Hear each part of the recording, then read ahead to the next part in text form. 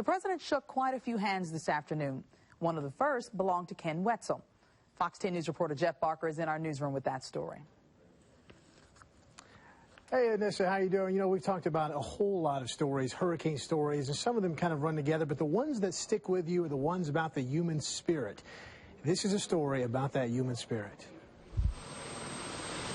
Wheels down, 1,200 hours. Air Force One making its 13th visit to the Gulf Coast in the past year. President Bush stepping down to say hello to the governor and a senator. But it would be Biloxi's Ken Wetzel who would steal more than a second from the president. He said, I look like I'm pretty fit. And I said, no, I'm really bad out of shape.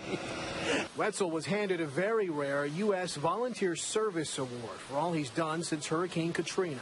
But for Wetzel, the story is not here in the shadows of Air Force One. It's at a place of hope. Hope City, in fact. So what is all this? Oh, it's a call from God to rebuild the coast.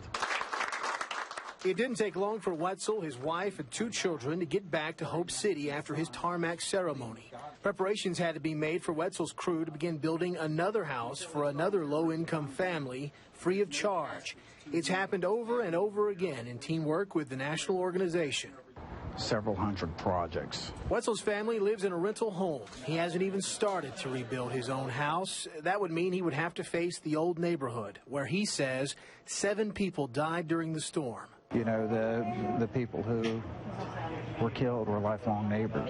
He and his wife had to swim out of a house during the storm. Dawn was 4 months pregnant at the time. Wetzel was nominated for the award for driving the effort on the Gulf Coast and putting in some very, very long days. Take MREs over to the point, come back, gut houses, pull furniture out, so on and so forth.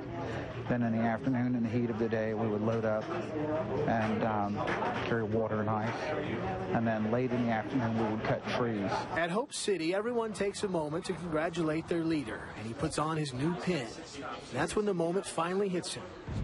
And I want to thank my family for the tremendous sacrifice that they've made in this. God bless you all, and thank you.